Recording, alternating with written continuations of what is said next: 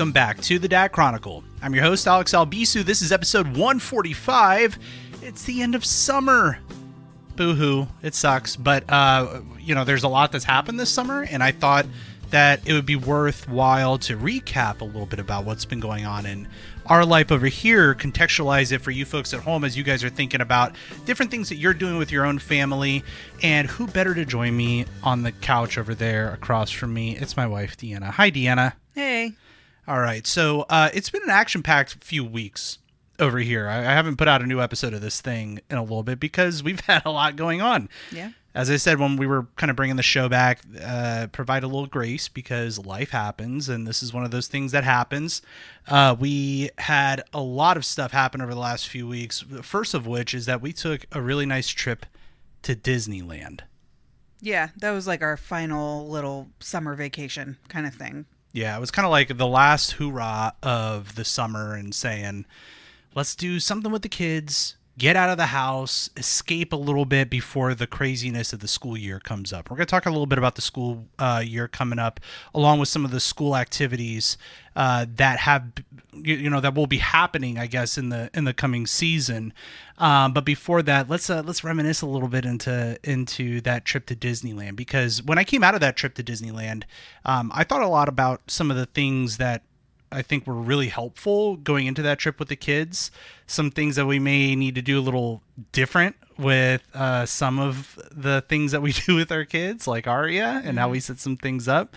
But it was very well worth it to be able to escape and go do this. So we left for Disneyland. What was it? It was we were gone all last week. We're recording this on a Sunday night. We were gone the week before last, yeah. So okay, so on a Monday. Monday, it was basically towards the end of July, beginning of August, into early August. We were gone. Went to Disneyland. For those who aren't like Disney aware, I guess might be a right term for it. Disneyland is the one in Anaheim, California. It's the first park. A lot of history there. I grew up going to Disney. If you've listened to this show or any other shows that I do, I'm not going to do a full recap, but I grew up doing a lot of Disney stuff, and the kids are at an age where it was going to be fun to be able to take them to a Disney park and be able to ride some rides, meet some characters, and some other things like that. We structured the trip in a way that I think was really helpful for the kids, and I just thought I'd get a little bit of thought from you, Deanna, on like the way that we scheduled it. Disneyland, for context, isn't the biggest park. There's only two of them. It's Disneyland itself, and then you have California Adventure. It's like, they're literally across the they're across sidewalk the from each other. Yeah, from each other. So it's super easy to go and do them. Now, there's a lot to do in those parks, as we saw. Yep. But I think that the way we handled it and splitting up the park experiences into like two different not doing like the we didn't do park hopper thing. Yeah, right. We kind of focused on one park at a time, and we did it for 4 days. So we started our trip at Disney's California Adventure, doing all the Avengers campus which I get, stuff. Because you even said it. It sounds a little sacrilege to not like go to Disneyland as your first day. Yeah, but I think something for people just to know, if you're, we're not going to get into how to plan a Disney vacation, but because we weren't staying at a Disney resort, the day we wanted to start our park day was going to be like special magic hours for people at the resorts in Disneyland. So rather than showing up to Disneyland when the general public was allowed in at 8 a.m. and already having the park completely full, we decided to pivot, and we did Disney California Adventure first. Yeah, it felt bad. It felt really bad. But I think it worked really well for our kids. I know. This is just me and my OCD. I know. But I think for overall, because of we've just spent most of the year also watching all the Marvel movies with the kids.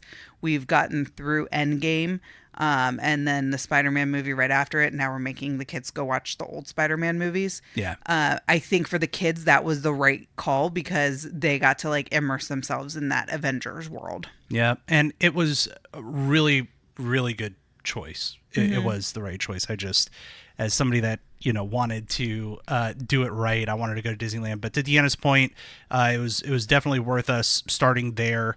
We went and did all the Avengers stuff, and then we decided the next day, you have to reserve this stuff. We didn't really decide, but like you have to reserve these days ahead of time because these parks fill up. But then we did Disneyland. And that's all like the classic rides from like this, like you see the big castle and Peter Pan and the big castle exclamation. Yeah, like, it's the smallest quotation castle. marks. But all the Alice in Wonderland ride, and then you got the Tomorrowland stuff. You have the Star Wars world in there, like all that stuff, right?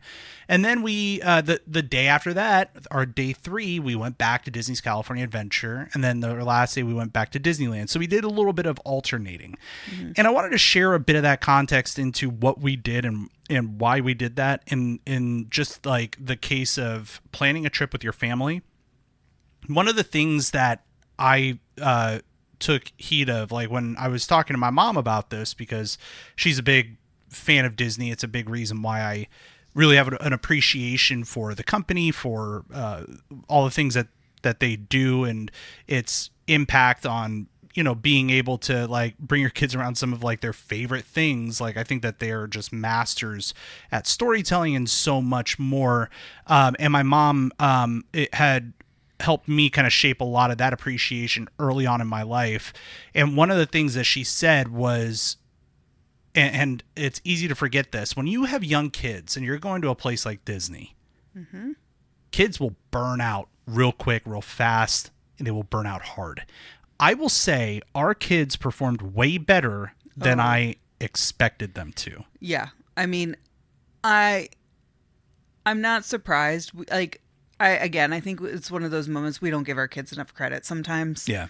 And I think for our youngest to have his one and only, I won't even call it a meltdown because it wasn't a meltdown. And we'll talk about that, but yeah. On the last day in the afternoon, 4 full days and we did 8-hour days at the park. We weren't taking breaks in the middle. We did at least an 8-hour day every single day. So yeah, no, our kids did fantastic. I will admit I was wrong in that I didn't want to bring a stroller. I thought that our kids were old enough that we could handle it because I also didn't want them fighting over the one stroller we had. But I was wrong. I'm thankful that we got that stroller off Facebook Marketplace for the 2 of them, and it worked exactly how we needed it to work. So in that mode, like if you're listening to this and you're thinking about taking a vacation with your kids, there are a couple things to do. One, give yourself more time than you think that you would need. A place like Disneyland, like, yeah, there's a lot to do. You look at it, you're like 2 parks, I could crush that in like 2 days. I mean, that was a question I had for you when we first started. Yeah, and I thought about it too. Now, the thing that we reflected on is that if it was just you and me doing it, adults cranking through the things that we really care about, like, then, yeah, we would have done it. But here's the thing about your kids going to a park like Disneyland, Disney World, whatever. It's a great opportunity as a parent to slow down, watch your kids enjoy the magic of it all. That means going to do the character meet and greets that maybe you wouldn't care to do as an adult. I mean, I know some adults who do, but like, like a lot of that stuff. It's not your priority. It wouldn't be our priority, right? Shape the vision of what you want that vacation to be. And for us, we really centered around a sense of like, we want this to be for the kids.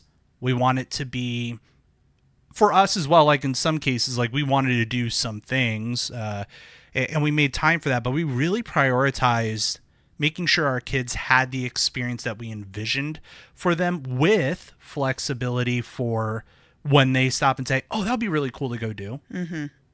And those moments happened many times, like some of the character meet and greets that we were talking about, even some that like we didn't expect to go and do, like seeing Moana just like randomly outside of It's a Small World, and being able to stop and like do some of that, stop and have some of the meals and some of the things that we did.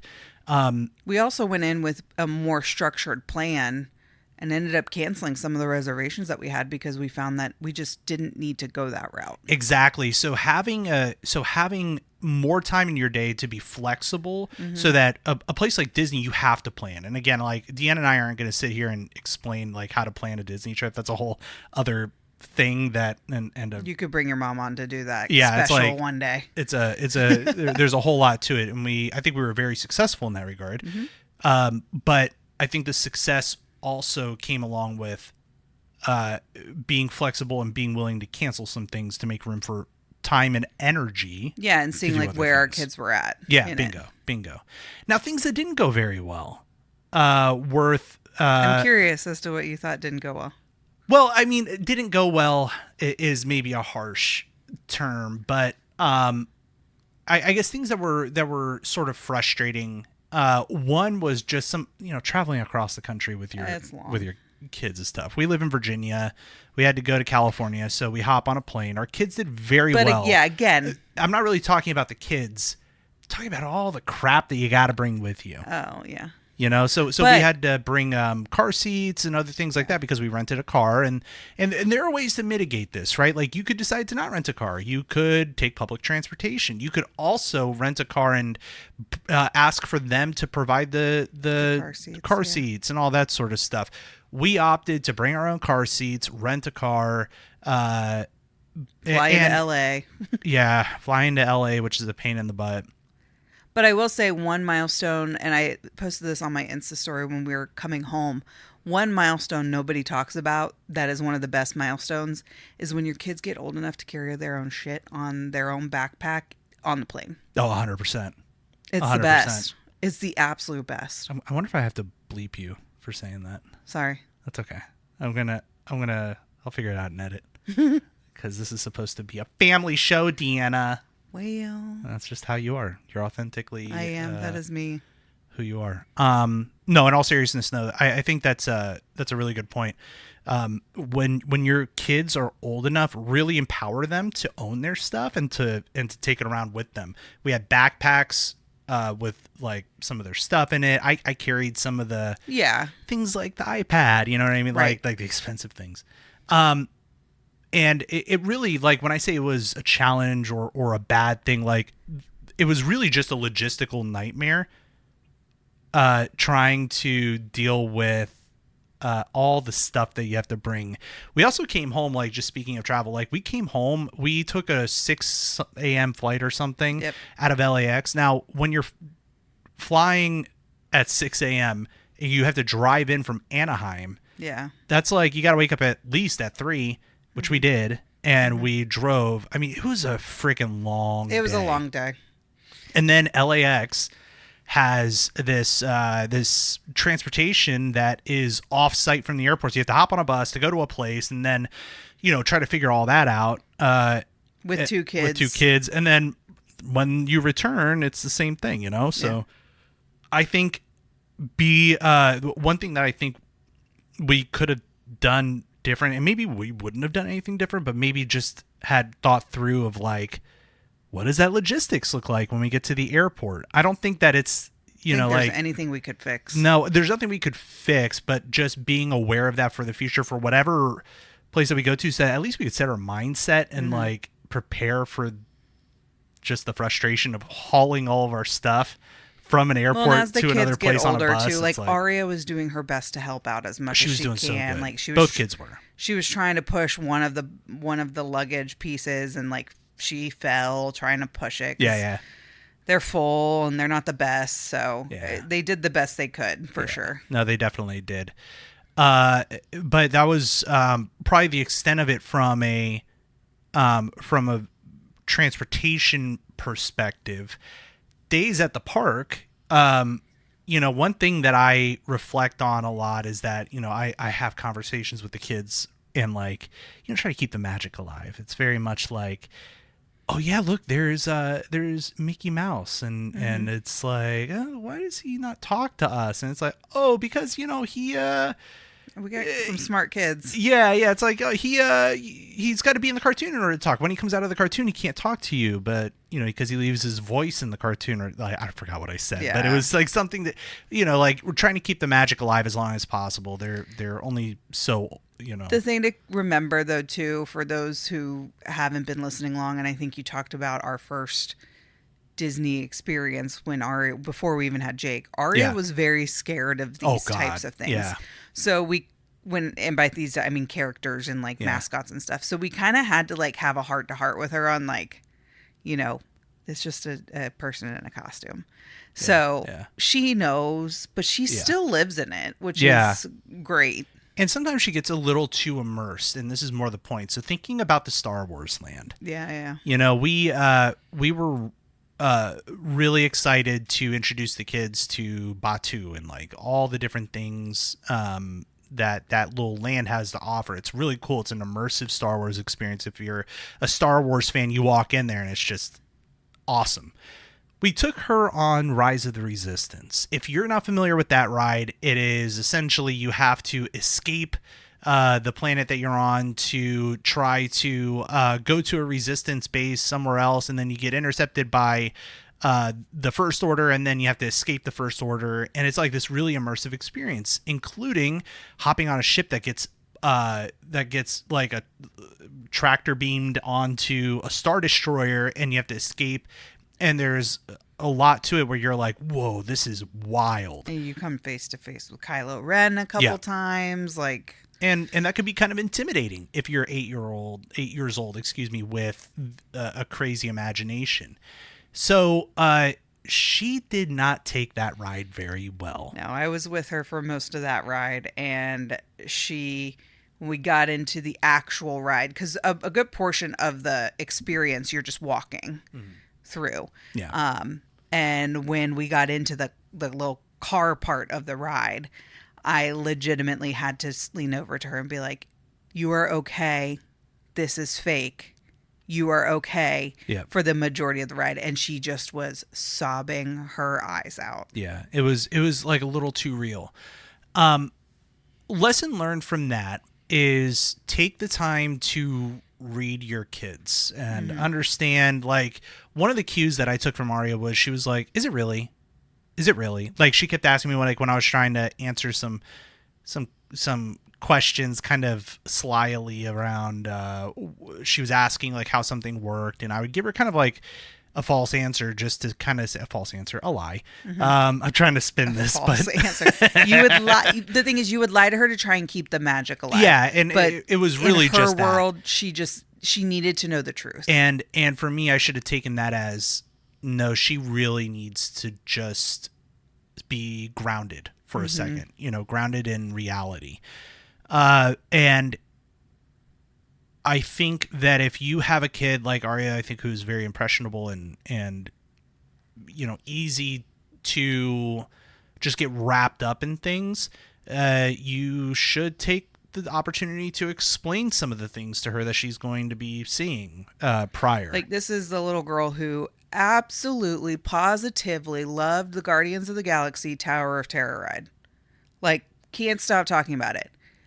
Scared to death of Haunted Mansion. Yeah. And the reason being is that we explain that, it's a ride that goes up and down and up and down. It's like an elevator ride that goes up and down. She kind of understood.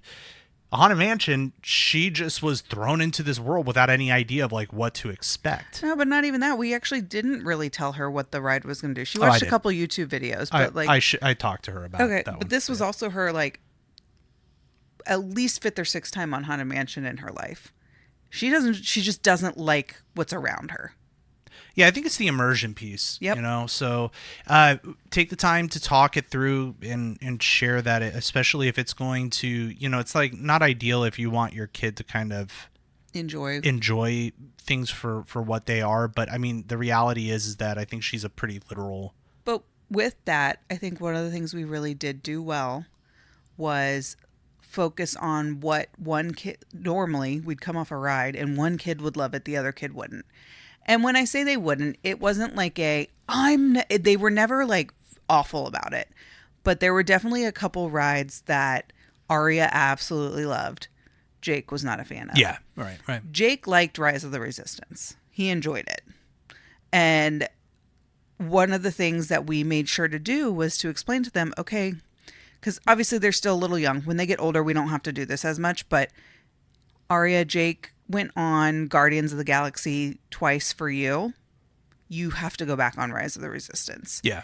And so just trying to help them realize that like we do this as a family. We're not going to the park and splitting up and doing whatever. We rode all of the rides. There was only one ride that you and Aria were the only ones that rode, and that was at the end of the week. Yeah, and for Rise of the Resistance, I did take time after that first time where she kind of freaked out. I showed her a video. I was like, look, all this is fake. Here's how this works. And she actually like took time to understand and appreciate the experience and like what she was seeing in a bit of a different context. So I think that's just, it's an idea that seemed to work really well because it was night and day. Mm-hmm. Oh yeah, I mean, she still like. I looked over at one point when we came face to face with Kylo Ren that last time. Yeah, she still closed her eyes and closed her ears, but we didn't have tears. There was no like uncontrollable emotions. Yeah, and she's definitely got some like, you know, sensory stuff is a little sensitive to her sometimes. So plugging her ears and her eyes are like that's pretty good for somebody like her to be able to cope with some of that stuff, and I think that giving her that sense of, okay, here's why this happens when it happens, it kind of prepares her to protect herself and know how to deal with that. So I think that was helpful. Now Jake, on the other hand, was our 4-year-old son was very he was such a good sport because he would ride all the roller coasters. Aria was like all about the roller coasters. Anything that had like that stomach drop sort of a feeling, she loved that. Yeah. Jake hated it. Absolutely hated it. Now but he was such a good sport because he was like, all right, let's go ride that one again, you know, or whatever it was. He literally got off Guardians of the Galaxy and went, nope. Yep. Exactly. Nope. Now, the very last thing that we did was we were about to ride Big Thunder Mountain again, and bless his heart, again, Aria loved it. Yeah, and Jake was pleading us because I think he was just exhausted. It was 4 days, the last day, 8 to 10 hour days, at least 8 to 10 hour days, and he wanted to just relax and not. Well, do and anything. Originally we thought he wanted to ride the Haunted Mansion again, so we had said, okay, Jakey, if you go on Big Thunder Mountain with Aria again, then Aria will have to go on Haunted Mansion with you. And I think the moment you and I knew he was done was he was like, I just want to go back to the hotel. Yeah, he was tired. So, and he started to kind of cry. Yeah. Like, I saw him about to actually, like, lose it. The kids hadn't lost it once. I mean, minus some of the things that we talked about. Like, yeah. But that like, meltdown moment. We had for zero Jake, like, meltdowns in the middle of the park. Yeah, it was kind of crazy. So, we were like, okay, I get it. And again, this is taking cues from your kids. And one thing that I think a lot about in the way that I grew up, and this is just a thing that might work for people who are listening, is, and I know plenty of people that do this as well, they will take breaks in the middle of the day. Maybe they show up when the park opens around lunchtime. They'll leave the park, go somewhere else, grab some lunch, just rest, maybe take a couple hour nap, and then go back for a while. And we ended up just powering through the day. We decided not to because, frankly, getting in and out of the park is kind of a pain in the butt. It is a pain. It was also just one of those things that was so hot that I can't imagine us leaving and like making the decision to go back. Yeah, we were, and like, you go, what do? You go back to your hotel and you're sleeping in your sweaty clothes on the bed that you're right. Like we were we were gross. staying in like a 2-bedded hotel room. Like, what else were we gonna do? So that ended up working out well for us, but just know that that's like an option. If you have kids at different energy levels, that you can do that. So, but all in all, Disney was a huge hit. Like, what do you think was like the biggest highlight for you as it pertains to like the experience of being a parent watching your kids at Disney? Watching the kids meet Spider-Man and Iron Man. Yeah, I was literally going to say the same thing. That also, like the Mickey and Minnie. Yeah, Mickey and Minnie were like, big ones too. That was really cool. They have, man, that Avengers campus is cool though. I also think, the Avengers campus is very cool. The other thing that because of our past experience with characters in Disney, I really wasn't sure how Aria was going to do again. You just never know. She's been really great around random mascots in the area, but the character dinner when they were both like scheming on like, I'm gonna ask Donald if he's doing this, or I'm gonna ask Goofy if he's gonna go fishing. Oh yeah. Like, I'm gonna ask before you. Like, they were like having full on conversations of like what they were gonna ask these characters when they came to the table, which was kind of cool. It was so satisfying to see them not be scared Yes. of that thing that, like, and it felt magical. Like, Yeah. that's something that was so cool. Like, Yeah. watching your kids. Your kids are in this little pocket of time at this very young age. Being able to capture that and experience it as a parent is just phenomenal. Now, we're getting towards the end of the summer, as we mentioned, and the next thing up for us that we've been doing this weekend is t-ball and softball. We start up school this upcoming week, but before that, came in swinging bats because we spent all day yesterday doing t-ball and softball. Jake had started his first season of t-ball back in the spring. It was great. I think that the kid actually genuinely really likes it. At this stage, I think he really likes it. He is not the fastest kid on the field. He enjoys himself a lot. And what I've been really marveled at watching him grow as a player is just his coordination. He's getting more and more coordinated, which I think is something really important. Now, Arya has kind of bounced around from a bunch of different things. She did some soccer when she was really young to doing gymnastics for a while, and then she wanted to stop doing gymnastics. Yep. She took up piano, and she's still doing that. But one of the things that she saw while Jake was doing t-ball is she's like, I want to do that. So we signed her up for softball, which we did her first hitting clinic, I guess. It was basically a hitting clinic for anyone in her age bracket that was going to be part of this association. Yeah. Now, Deanna, without talking too much for you, because you played softball for a couple years in high school, and what was it like watching her doing some of that? I mean, I was really proud of her. For anyone who knows me, I did play soccer my whole life. So the day that she cheered that soccer was over was kind of broke my heart a little bit, but that's not her path, and that's okay. Yep. So she's definitely, I've enjoyed watching her really get into music and us being able to experience something. I think gymnastics was great, but like, we haven't been able to like experience gymnastics with her. We've been able to experience t-ball with Jake. We've been able to experience a bit of her piano because she comes home and she practices and we talk about it and all that kind of stuff. But we haven't really been able to have something that like we experience with her. So knowing her, kind of like what we were talking about, and knowing what softball entails, I have to admit I am a little nervous on how the season's going to go. But watching her and how and this is again one of those moments where I don't give her enough credit. Yeah. But watching her move through those 3 different phases last night at the clinic, I was surprised. I was shocked, and I was just so proud. So proud. She first of all, this is like her first time really doing anything like this. Yeah, she's never really done a full team sport before. And she's honestly, as much as she'd like to tell Jake how to do things, she's never actually done any kind of t-ball in her life. No, she'll coach the heck out of him, but she's never done it. But she got up there and she started hitting the ball, and we looked at each other like, okay, she's got this. Yeah.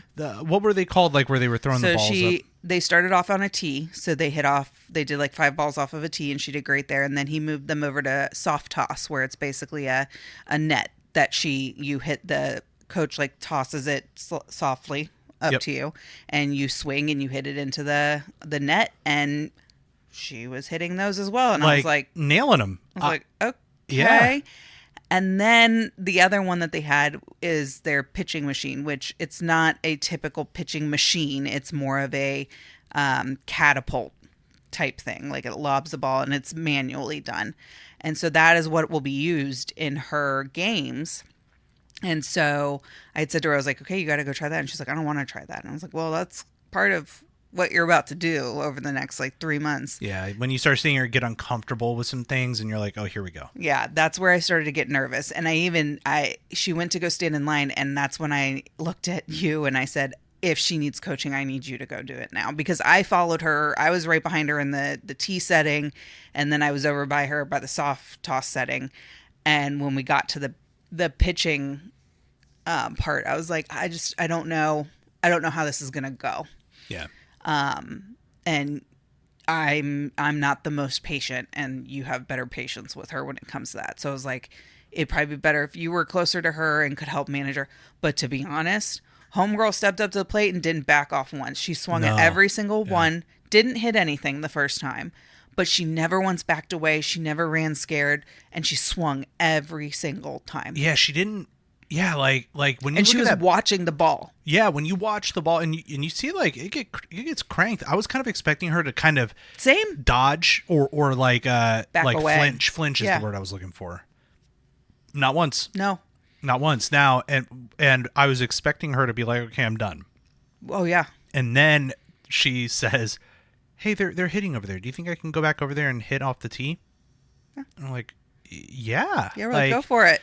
She ended up doing a whole nother circuit of all of those things. Well, she did the tee again, then she went and did the soft toss again, and then she came back, and I looked at her, I said, Aria, do you want to try the pitching machine again? And she sat there for a minute, and I could see her, like, the wheels are turning in her head.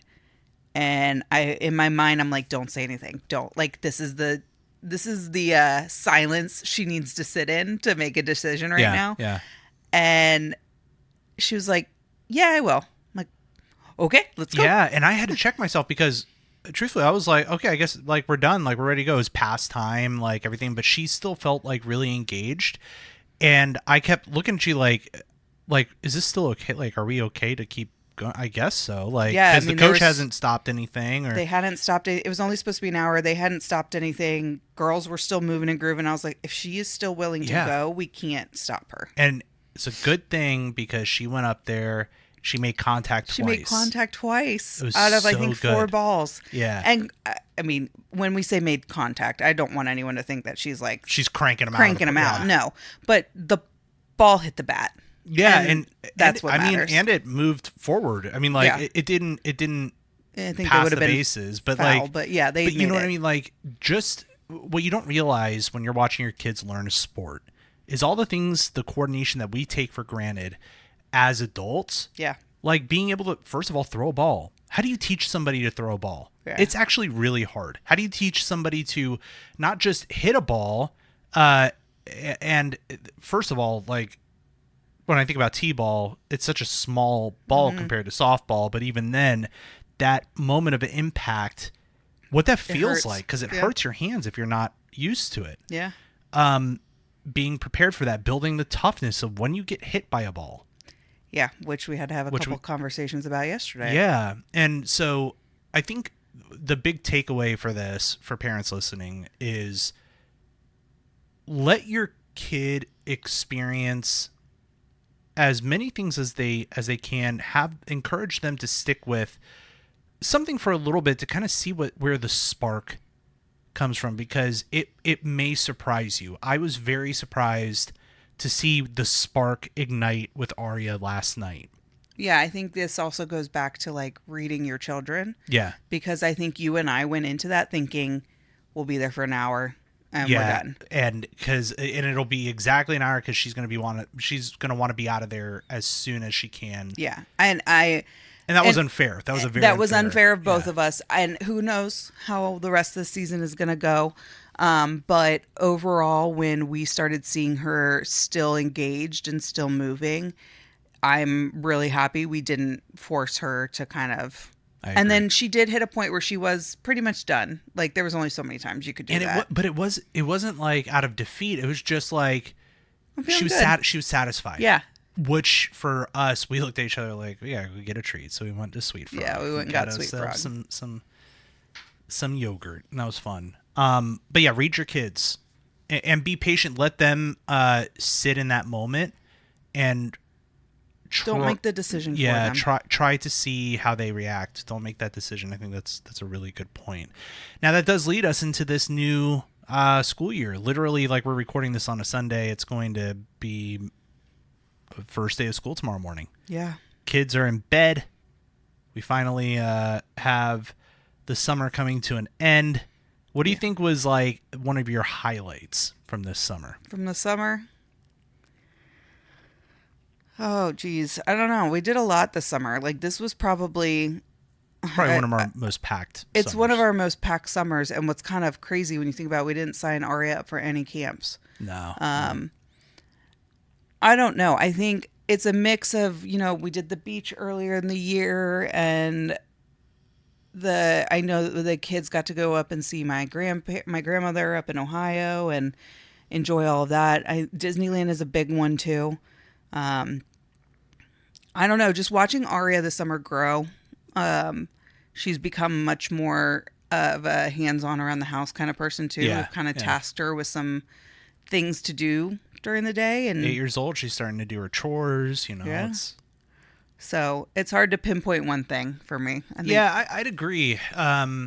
It was kind of a loaded question because I wasn't sure how to answer it either. I think that reflecting on it, there's such a culmination of things that it kind of encompasses maybe like a theme of just observing how different this summer feels compared to other summers, like, because your kids grow and they and like the things that you're doing each summer get more and more I wouldn't say interesting, it's just different. Yeah. I think it's cool, and it was also, I felt very present with the kids this summer, just being like, especially I think the Disney trip helped a lot.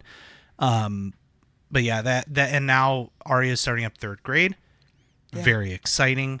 One of the things that we did, we took Aria to her orientation, and we're just right down the street. So we as we were walking, I said to you, this is going to be the last time that we're doing this with just Aria, because Jake is going to do his orientation next year. How did that make you feel? My stomach dropped. Yeah. Yeah. I was like, obviously you're right. And, I look forward to the day we don't have to pay daycare, but yeah, right. It was definitely one of those moments I was like, oh gosh, like, that's crazy to think about that in a year from now, he's going to be starting kindergarten. It is crazy. But that will be a year from now. Yeah. Right. So going into this new school year, I'm looking forward to seeing the kids doing we're going to have some busy weekends, man. Softball, t-ball. It's going to be busy, but I'm really looking forward to it. Yeah. The schedules are I think our front half of the week is going to be our busiest with piano and t-ball on Mondays. Aria will have some kind of CCD, I think, on Tuesdays, and then softball on Wednesdays, and then there'll be games on Saturdays. So, and because they're playing in 2 different associations, who knows if we'll all be together or if we'll be in 2 separate locations. Yep. I don't know. We signed everything up and we looked at each other like, all right, let's just see how this goes. Yeah. It's kind of like lead with some blind faith here that the universe will make all of the scheduling stuff work. So yeah. Anyway, looking forward to doing this over the next year. Deanna, thank you for being here. Thanks for having me. Yeah, and if you'd like to chime in on anything that we've talked about or ask any questions, feel free to email the Dad Chronicle podcast at gmail.com. You can listen to other episodes over at thedadchronicle.com, and make sure that you're subscribed to your favorite podcatcher. And if you'd like to support what we're doing, make sure to head over to supportadad.com. Become a patron, and even $1 a month helps tremendously as we pay for the operational costs of a show like this that's supporting dads around the world. All right, Deanna, would you like to say goodbye? Goodbye, everyone. Thanks for listening. Thanks, friends. We will see you next time. Be good to yourselves. Be good to others. If you like this show, check out more great content at incastmedianetwork.com.